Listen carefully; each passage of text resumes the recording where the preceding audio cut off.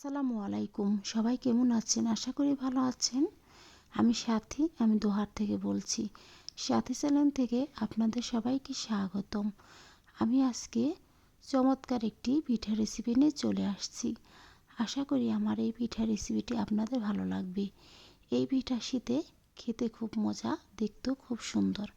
হ্যাঁ, আমি পাটিসাপটা পিঠার কথাই বলছি। আমি আজ পাটিসাপটা পিঠা কীভাবে বানাই খুব সহজে সেটাই শেয়ার করছি। তো চলুন, প্রথমে আমি দুধটা ভালো করে জাল দিয়ে নিতে হবে। আমি এখানে লিকুইড দুধটাই নিচ্ছি। তো আমি ভালো করে নেড়ে চেড়ে দুধটা ঘন করে নিচ্ছি, দেখতে পাচ্ছেন। এখন আমি পিঠার জন্য একটা পুর বানাবো। তো দিয়ে দিচ্ছি চাউলের গুঁড়া। আমি এখানে আতপ চাউলের গুঁড়া দিয়ে দিচ্ছি অল্প পরিমাণ করে। বেশি করে দিতে গেলে দলা পেকে যাবে, তাই অল্প অল্প করে নেড়ে চেড়ে মিশিয়ে নিব। আর আপনারা চাইলে এখানে সিদ্ধ চালের গুঁড়াটাও নিতে পারেন। তো ভালো করে নেড়ে চেড়ে নিচ্ছি। আর এখন দিয়ে দিচ্ছি নারকেল কোরানো। নারকেলটা আগেই কুড়িয়ে নিয়েছিলাম, সেটা আমি দিয়ে দিচ্ছি, দিয়ে নেড়ে চেড়ে নিচ্ছি। আর এখন দিয়ে দিচ্ছি গুড়। আজকে আমি এই পিঠাটা গুড় দিয়েই বানাবো। আপনারা চাইলে এখানে চিনি দিয়েও এই পিঠাটা বানাতে পারেন। আর দিয়ে দিচ্ছি অল্প পরিমাণ লবণ। মিষ্টিতে যারা লবণ খেতে চান না তারা স্কিপ করতে পারেন। আর তাছাড়া অল্প পরিমাণ লবণ দিলে পিঠার স্বাদ বেড়ে যায়। তো আমি ভালো করে নেড়ে চেড়ে এই পিঠার পুরটা বানিয়েছি। তো আমার পুরটা বানানো শেষ। এখন আমি পেস্তা বাদাম কুচি দিয়ে দিয়েছি।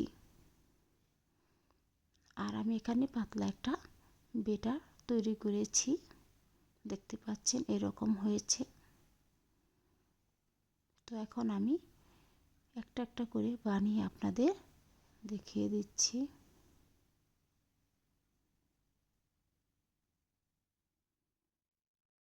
তো প্যানে আমি তেল দিয়ে ব্রাশ করে নিলাম। অল্প পরিমাণ তেল দিয়ে ব্রাশ করে নিচ্ছি। আর এখন বেটারটা দিয়ে চামিচের সাহায্যে আমি ছড়িয়ে নিচ্ছি।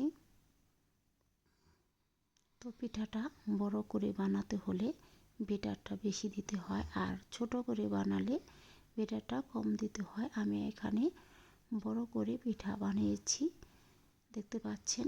তো এখন আমি ভিতরে পুর দিয়ে দিচ্ছি। তো পুরটা দিয়ে এখন আমি চামিচ দিয়েই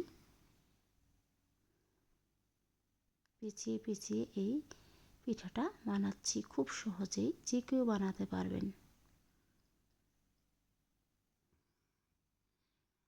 তো এপিঠ ওপিঠ একটু ভেজে নেব।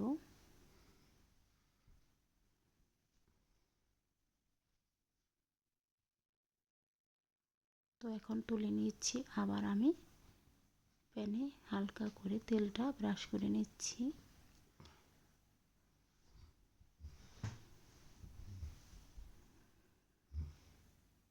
তো বেটারটা আবার আমি দিয়ে দিচ্ছি। এখন আমি ছোট সাইজের পিঠা বানাবো, তাই অল্প করে বেটার দিয়ে চামিচের সাহায্যে আমি পুরটা বেটারটা ছড়িয়ে দিচ্ছি।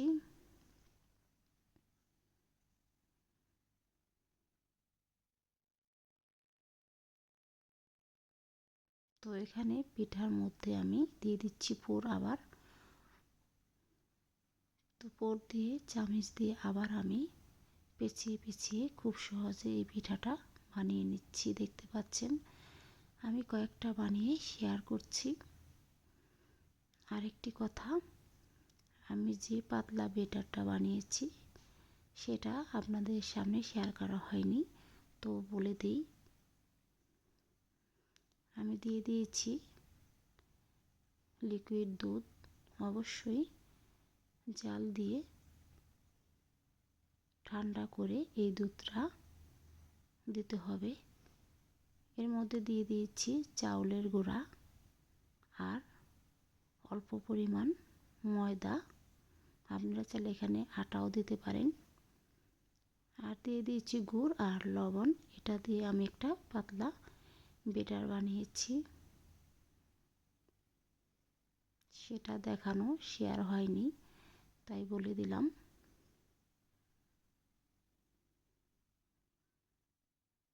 তো পিঠাগুলো আমি খুব সহজে বানিয়ে নিচ্ছি। কেমন হয়েছে কমেন্ট করবেন। আর এই পিঠাটা খেতে খুব মজা। শীতের মধ্যে বা গরমে খেতে পারবেন, কোনো প্রবলেম হবে না।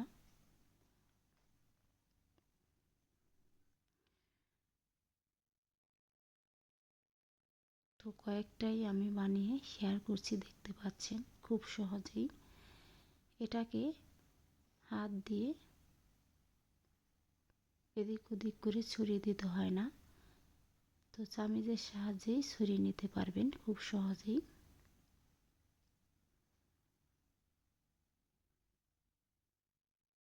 আর খুব সহজেই চামিচ দিয়ে এটা পেঁচিয়ে পেঁচিয়ে এই পিঠাটা বানানো যায়।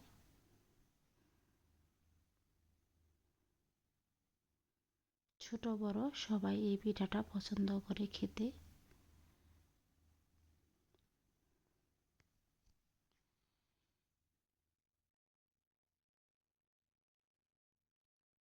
যারা এখনো এই ভিডিও দেখে একটি লাইক দিতে ভুলে গেছেন, তো একটি লাইক দেন।